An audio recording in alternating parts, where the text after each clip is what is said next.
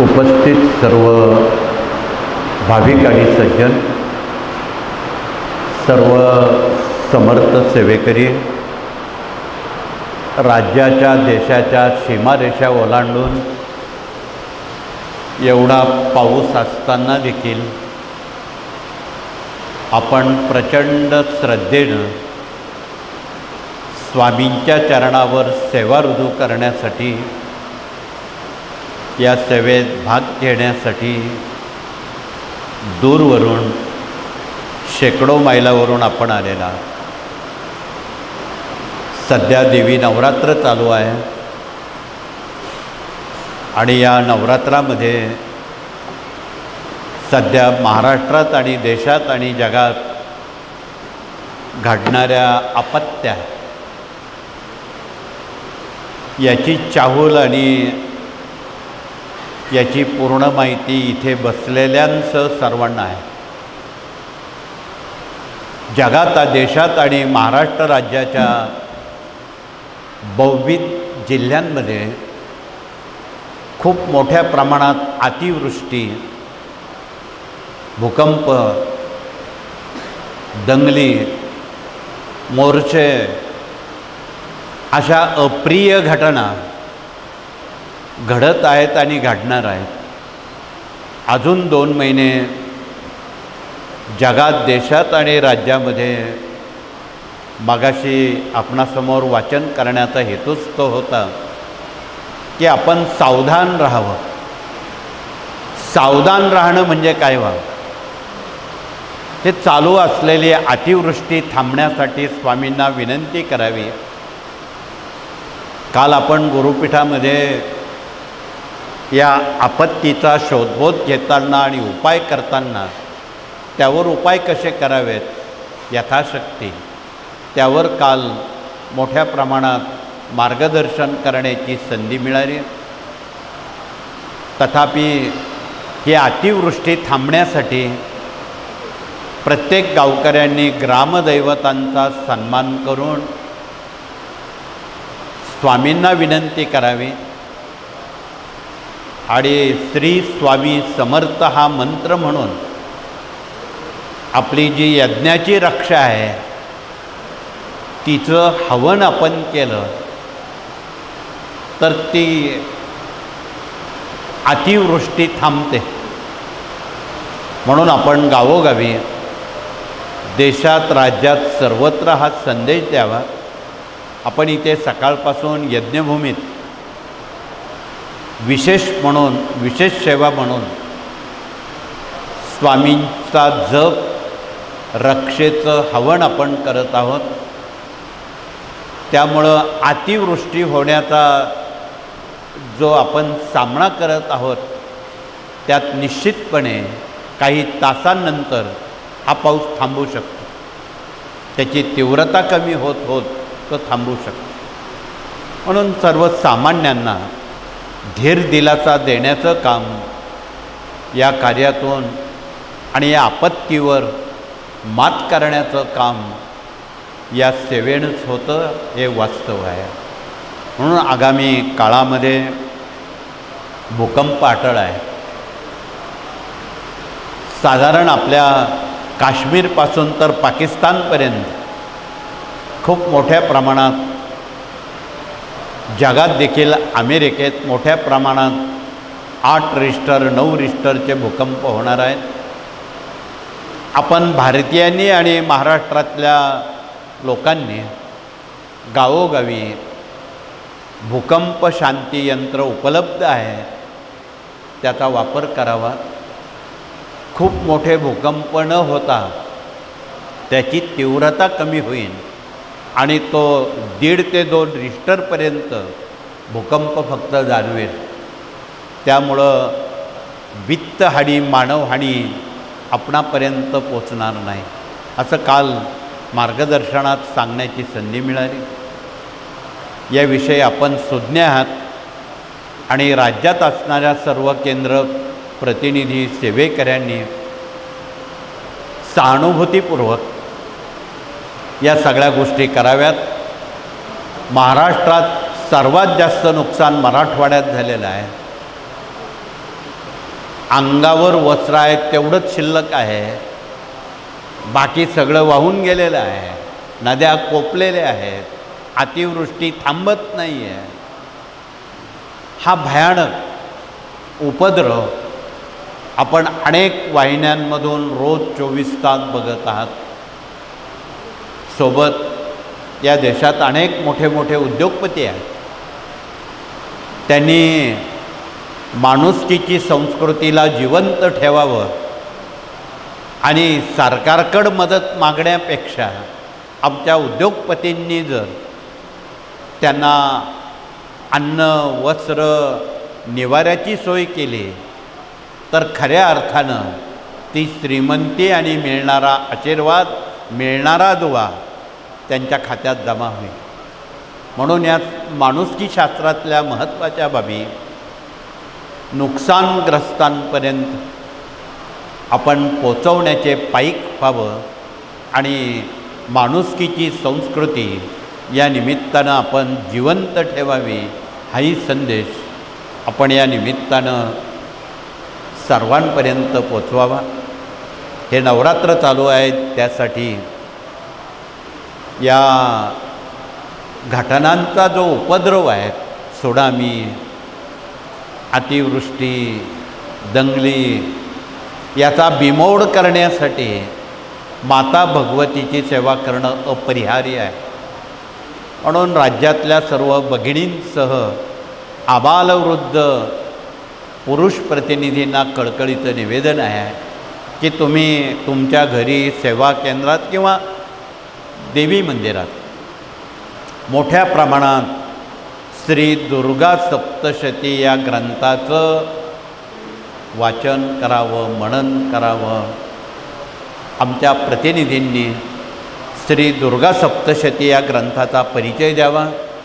उर्वरित राहिलेल्या पौर्णिमेपर्यंत आपण यथाशक्ती जास्तीत जास्त पाठ श्री दुर्गा सप्तशतीचे करावे. हा ग्रंथ या आपत्तीवर मात करणार आहे. म्हणून या आपत्त्या येतच जाणार आहे आणि त्या थोपवण्यासाठी, थांबण्यासाठी आपणाला सेवेकरी प्रणालीत हे सर्व माहीत आहे. ज्यांना माहीत नाही त्यांच्यापर्यंत आपण ही वार्ता, ही सेवा आपण कृपया पोचवावी, हे कळकळीचं आवाहन. तथापि आज रविवार आहे, दरबाराचा कामकाजाचा दिवस आहे. इथे गुरुवार, रविवार देशातून, जगातून असंख्य भाविक सेवा रुजू करण्यासाठी येतात आणि आपण आज सकाळी भोपाळीनंतर सामुदायिकरित्या पाऊस असूनही श्री मल्हारी सप्तशती या ग्रंथाचं वाचन, पारायण केलेलं आहे. महाराष्ट्र राज्याचं लाडकं कुलदैवत भगवान खंडेराव आहे की ज्यामुळं प्रत्येक कुटुंबामध्ये कुलधर्म, कुलाचार करण्याला नामी संधी मिळालेली आहे. म्हणून आपण वर्षातून एकदा तरी खंडोबाच्या स्थानावर जाऊन त्यांना एक धोतरपान, उपरणं, सव्वा पाव हळद, वांग्याचं भरीत, पूर्णावरणाचा नैवेद्य वर्षातून एकदा करावं. जे कोणी कुलधर्म, कुलाचार करतील त्यांच्या जीवनात कुठल्याही समस्या उरणार नाही. म्हणून वर्षातून एकदा खंडोबाला जाणं हे आपलं आद्य कर्तव्य आहे. तीच अवस्था कुलदेवतेची आहे. महाराष्ट्र रहिवाशांच्या वाट्याला 4 पीठं आलेली आहेत. त्यात सर्वात मोठं पीठ सप्तशृंग आहे. ही भगवती अनेक कुळांची कुलस्वामिनी आहे. दुसरं मराठवाड्यात तुळजापूर आहे, कोल्हापूरला महालक्ष्मी आहे, माहूरला महाकाली आहे. महाराष्ट्र रहिवाशांच्या वाट्याला 4 पीठं, प्रमुख पीठं, शक्तिपीठं आलेली आहेत. म्हणून त्या आपल्या कुलस्वामिनी आहेत. त्यांनासुद्धा आपण केवळ नवरात्रापुरतं भजू नये, नवरात्रात तर आपण सेवा करतोच, परंतु सवडीनं ज्या दिवशी गर्दी नसेल असं वर्षातून एकदा तरी भगवतीला हिरवी साडी, हिरवा खण, ओटीचं सामान, पुरणाचा नैवेद्य तो तिला अधिक प्रिय आहे. या दोन सेवा जर आपण प्रकर्षानं वर्षात करण्याची आपणाला संधी मिळाली तर कुलधर्म कुलाचार जागेवर राहतात आणि कुटुंबातले सारे प्रश्न त्यांच्या आशीर्वादानं मार्गी लागतात. म्हणून वर्षाच्या वर्षाला देवी खंडोबा यांची सेवा करणं जर आपण ती सातत्यानं केली तर महाराज लवकर आशीर्वाद देतात. म्हणून तुम्ही स्वामी चरित्राचे वाचक आहात. बाळप्पासारख्या महाविभूतीला सुद्धा कुलदेवता ठाऊक नव्हती. स्वामींनी त्या मिनिटाला तुळजापूरच्या देवीच्या आविष्कारात बाळप्पाला दर्शन दिलं आणि सांगितलं, ही तुझी कुलदेवता आहे, तू हिला वर्षाच्या वर्षाला जात जा. आता अर्थ कसा लावायचा तो आपण ठरवू. म्हणून आपण वर्षाच्या वर्षाला कुलस्वामिनी, कुलदैवत यांना जाऊन सन्मानित केलं तर तुम्ही आज ज्या काही समस्या आमच्यापर्यंत आणलेल्या आहेत त्या घरी जाईपर्यंत मार्गी लागते.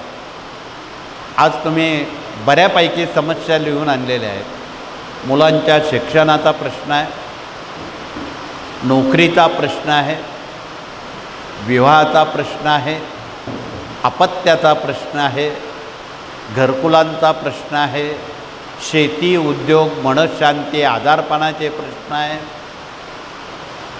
असे डझनभर प्रश्न आहेत. आणि या साऱ्या प्रश्नांची उत्तरं कुलधर्म कुलाचारात भरलेली आहे. म्हणून सर्वप्रथम आपण देवी खंडोबा यांचा सन्मान करणं क्रमप्राप्त आहे. बऱ्याच कुळांना आपली देवी खंडोबा माहीत नाही. इथे आमचे जे प्रतिनिधी बसलेले आहेत की ज्यांच्याजवळ छत्रपतींनी महाराष्ट्रामध्ये 96 मुख्य कुळं आणि 7000 उपकुळं यांचा इतिहास छत्रपतींचा उपलब्ध आहे. त्या क्षात्रधर्मामध्ये देवी, गोत्र, खंडोबा याचा समावेश आहे. ज्यांच्याजवळ तो ग्रंथ आहे कृपया त्यांनी हात वरती करावेत.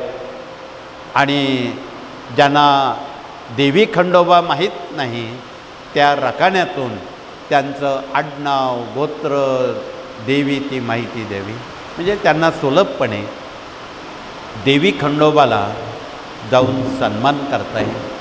म्हणून ही अत्यंत महत्त्वाची सुविधा हिंदवी स्वराज्याचे सर्वासर्व छत्रपतींनी, त्यांना हजारो वर्षाची पुढची दृष्टी होती.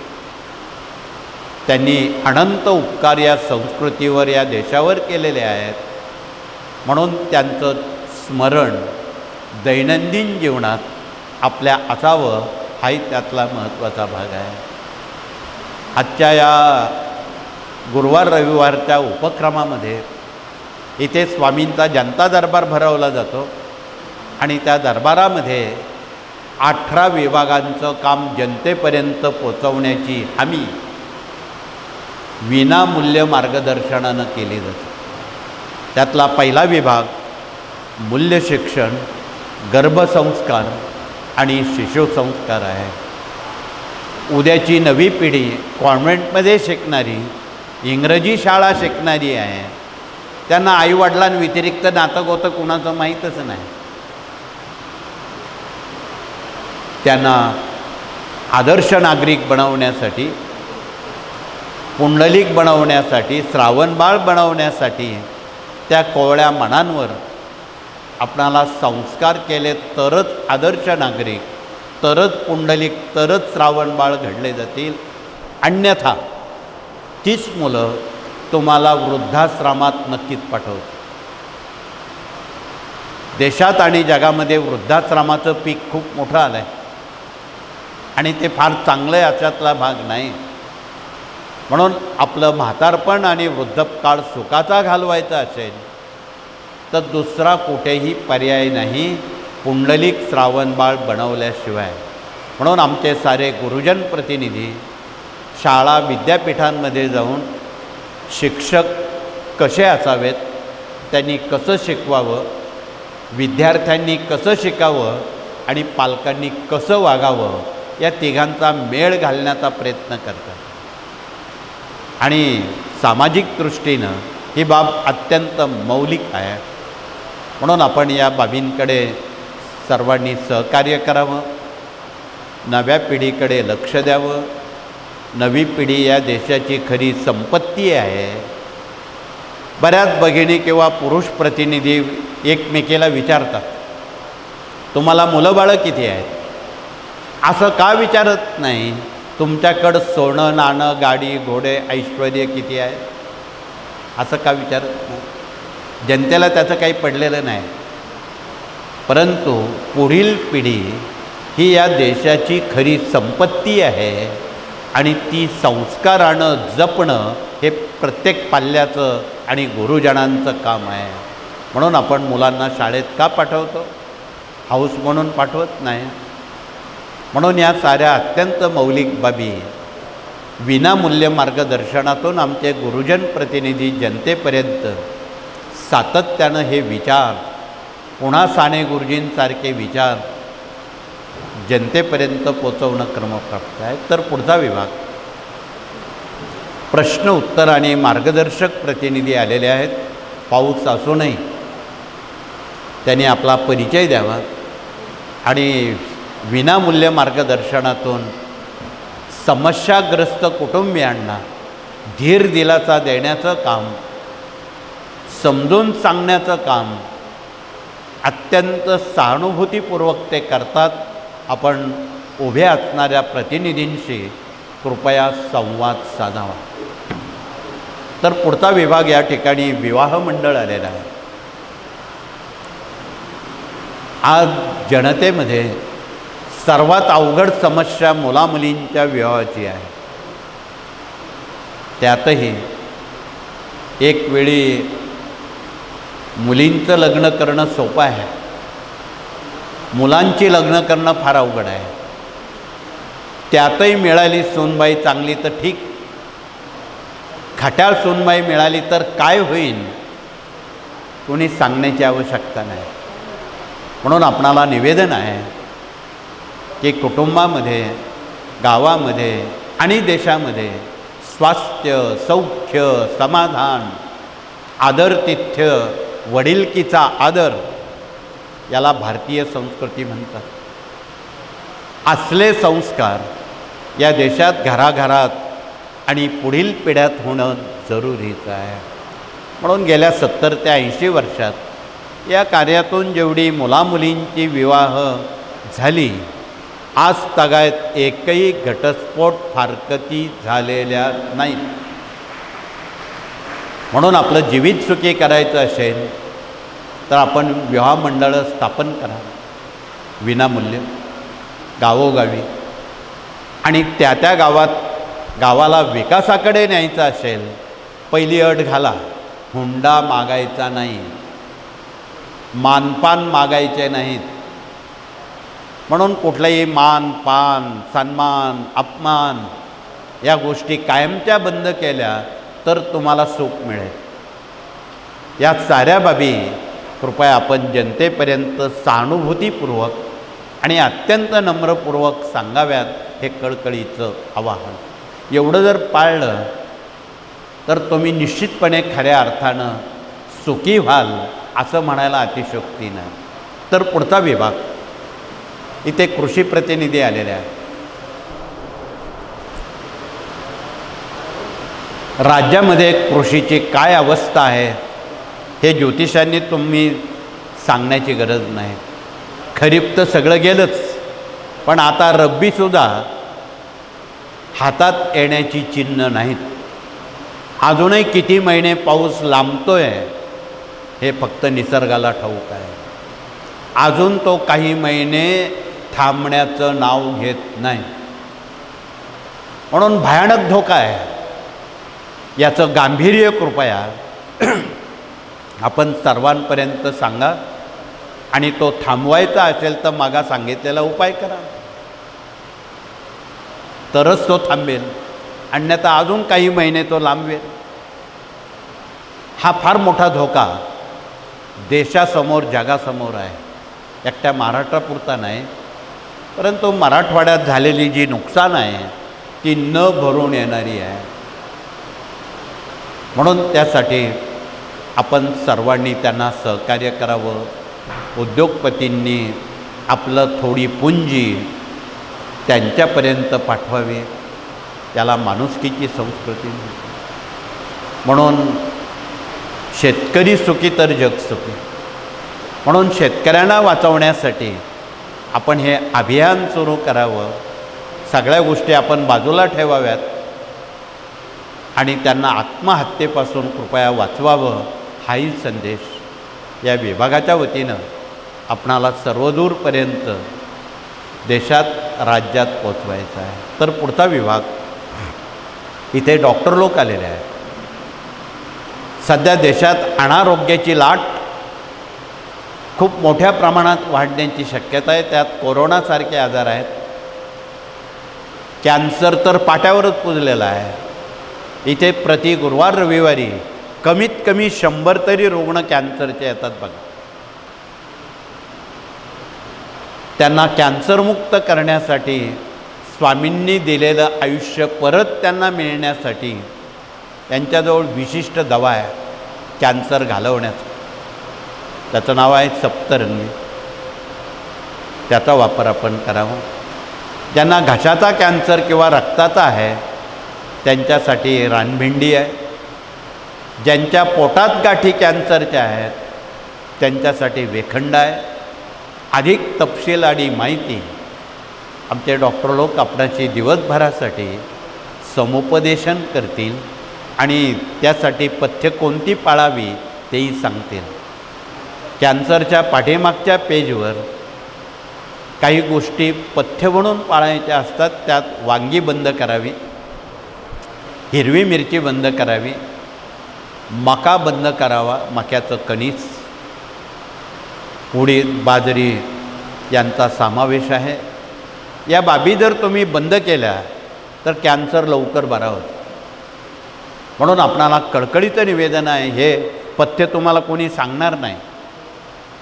म्हणून या सर्व बाबी प्रकर्षानं आपण सर्वांपर्यंत सांगाव्यात. आणि आमच्या महाराष्ट्रात आमच्या माता भगिनींचा मसाल्याचा डबा आहे, त्याचा ओळख परिचय करून. त्यामध्ये हळद आहे, ती बहुगुणी आहे.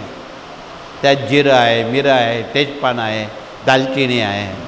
ही सारी औषधं आहे. स्वयंपाक म्हणजे औषध म्हणून आपण जगण्याचं ते माध्यम आहे. औषधासारखं आपण जेवण करावं. म्हणून कळकळीचं निवेदन आहे की बऱ्याच जणांचं हिमोग्लोबिन कमी होतं, प्लेटलेट कमी होतात, युरिक ॲसिड वाढतं. यामध्ये जिऱ्याजवळ उपचार आहे. रोज 1 ग्रॅम जिरं विड्याच्या पानात आपण चावून खाल्लं, 3 ते 4 दिवसामध्ये प्लेटलेट पूर्वपदावर येतात आणि हिमोग्लोबिन 14 ते 15पर्यंत पोचतं. अधिक माहिती डॉक्टर लोक आमच्या आपणाशी संबोधित करतील. याला रुपया लागत नाही. म्हणून इथे बसलेल्या गृहिणी आहेत, भगिनी आहेत, त्यांनी स्वयंपाक करताना मसाल्याच्या डब्याचा अभ्यास करावा आणि आपल्या कुटुंबियांना, सदस्यांना निरोगी जीवनाचं महत्त्व सांगा. ते डॉक्टरकडे जाण्याची वेळ येणार नाही. या सर्व बाबी अत्यंत मौलिक आणि निरोगी जीवनाकडे नेण्याच्या आहेत. त्याकडे आपण सहानुभूतीपूर्वक बघावं, हे कळकळीचं आवाहन. अधिक माहिती अथत इति आपल्या आयुर्वेद ग्रंथात दिलेली आहे. त्याची पानं जर आपण चाळली तर आपण निश्चितपणे निरोगी जीवनाकडे वाटचाल करू. पुढचा विभाग या ठिकाणी वास्तुतज्ञ प्रतिनिधी आले असतील. त्यांनी देखील आपला परिचय देऊन वास्तूचं महत्त्व अबाधित ठेवताना बंद पडलेली घड्याळं, आडगळीचं सामान, आणि इथे बसलेल्या अनेक भगिनींच्या किचनला काळ्या रंगाचा दगड बसवलेला आहे, कडप्पा. त्यामुळं घरात आजारपण, दवाखाना चालू, डोक्यावर कर्ज आणि न बरे होणारे आजार घरात जन्म घेतात. ज्यांच्या किचनला काळा दगड आहे, कृपया त्या भगिनींनी हात वरती करावा, म्हणजे आम्हाला उपचार सांगता येईल. धन्यवाद. थोडेसे हात वरती आलेत. वास्तुतज्ञांनी त्या काळ्या दगडाला सांगितलं की पिवळा ऑइल पेंट लावा किंवा पांढरा ऑइल पेंट लावा, त्यामुळं ती सारी दुःख संकट निवारण होण्याला मदत होईल. इतकं सोपं आहे, तोडफोड करत बसू नका. पुढचा विभाग या ठिकाणी कायदेशीर सल्लागार म्हणून वकील आणि न्यायमूर्ती आलेले आहेत. त्यांनी आपला परिचय देऊन दैनंदिन जीवन हे कायद्याच्या चाकोरीत असावं आणि ज्यांना साप्ताहिक दैनिक सेवा केंद्र निर्मिती करायची आहे त्यांनी आमच्या कायदेशीर सल्लागारांचा विचार घ्यावा, मार्गदर्शन घ्यावं, म्हणजे गणित चुकणार नाही. त्यासाठी हा विभाग कार्यरत आहे. त्यांच्यासोबत प्रशासकीय कामकाज आणि प्रशिक्षण प्रतिनिधी आलेले आहेत. त्यांनी आपला परिचय देऊन प्रशिक्षणाचं महत्त्व, त्यानंतर स्वयंरोजगाराचं महत्त्व, पर्यावरणाचं महत्त्व, पशुगोवंश विभागाचं महत्त्व, माहिती तंत्रज्ञानाचं महत्त्व, युवा प्रबोधनाचं महत्त्व, याज्ञिकीचं महत्त्व हे दिवसभरासाठी पाऊस जरी आहे तरी आलेल्या भाविकांना ते सांगणार आहे. बरेच लोक आता हिमालयाची तीर्थयात्रा करणार आहेत. आगामी 2 महिन्याचा काळ यात्रेवाल्यांना सुरक्षिततेचा नाही, म्हणून त्यांना एक संदेश आहे की अशी रिक्स आपण घेऊ नका. हिमालय रोज कोसळतो आहे, कडे रोज पडत आहेत, त्या मोठमोठ्या नद्या पात्र सोडून वाहत आहेत. आपण आपलं घर सोडू नका, हाही संदेश मागाशी वाचून दाखवलेला आहे. म्हणून कृपया तीर्थयात्रा करणाऱ्यांनी सावधान म्हणून लाल बावटा लावलेला आहे, त्याचं कृपया आपण पालन करावं. हेही कळकळीचं सांगताना सुनामी येऊ नये म्हणून हा हनुमानाचा ध्वज याज्ञिकी प्रतिनिधी दाखवत आहेत. त्याखाली बसून आपण जर हनुमानाचं लांगूल अस्त्र वाचलं, हनुमान चालिसा वाचला, मोजून 3 मिनिटात वादळ थांबतं. तर भूकंप मोठ्या प्रमाणात येणार आहे. हे भूकंप यंत्र आहे आणि ते जर आपण मारुती मंदिरात किंवा सेवा केंद्रात स्थापन केलं तर 60 मैलाच्या परिसरात भूकंप मोठा होत नाही. झाला तर 1 किंवा 1.5 रिश्टरचा होतो. म्हणून आपणाला जनतेला वाचवण्यासाठी हे 18 विभाग सज्ज आहेत. याचं कृपया आपण अभ्यासक व्हावं आणि या गोष्टी बारकाईनं आपण ऐकाव्यात. बरेच लोक ऐकून सोडून देतात आणि ये रे माझ्या मागल्या, पुन्हा त्या दुःखाला सामोरं जातात.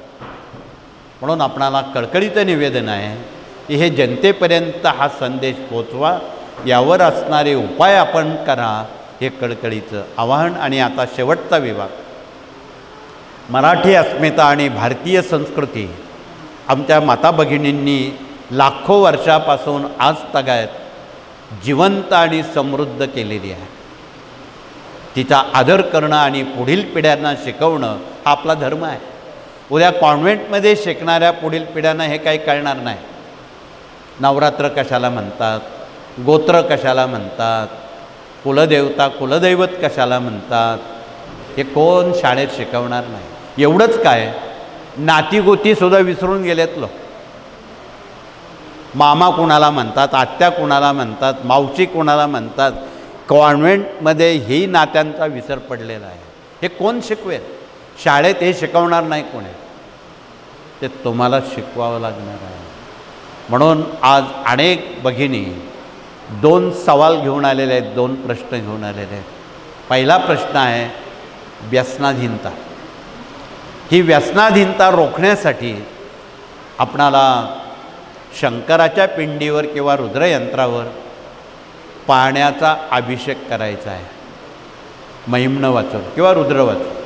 आणि ते तीर्थ जर तुम्ही मद्यपी, धूम्रपी, मांसाहारी लोकांना दिलं, महिन्याभरात सुंटे वाचून खोकला जातो आणि ते शाकाहारी आणि निर्व्यसनी होतात. हे घर बसल्या तुम्हाला करायचं आहे भगिनींनी. म्हणून हा उपाय निर्व्यसनी बनवण्यासाठी, शाकाहारी बनवण्यासाठी आमच्या भगिनींकडे तुम्ही संवाद साधा. आणि आता दुसरा प्रश्न, डोक्यावर वाढणारं कर्ज, त्याचं नाव आहे श्रीयंत्र. हे श्रीयंत्र आहे, लक्ष्मी प्राप्तीचं ते मूळ यंत्र आहे. ते लक्ष्मीनारायणांचं आसन आहे. आमच्या साऱ्या जगातल्या आणि देशातल्या भगिनी अत्यंत आदरपूर्वक या श्रीयंत्राच्या त्या उपासक आणि अभ्यासक आहेत. त्याची रोज सेवा करताना रोज विष्णू गायत्री, लक्ष्मी गायत्री, कुबेर मंत्र आपण म्हणावं, श्रीसूक्ताचं पठन करावं, रात्री एक वेळा व्यंकटेश स्तोत्र आपण एकदा वाचावं. साधारण या गोष्टीला अर्धा तास पुष्कळ झाला.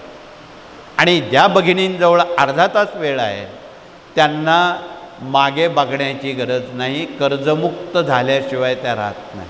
म्हणून दर पौर्णिमेला जगातल्या आणि देशातल्या आमच्या साऱ्या परिवारातल्या भगिनी स्वतः सत्यनारायण करतात. कारण एवढे पुरोहित मिळणार नाही एकाच वेळी.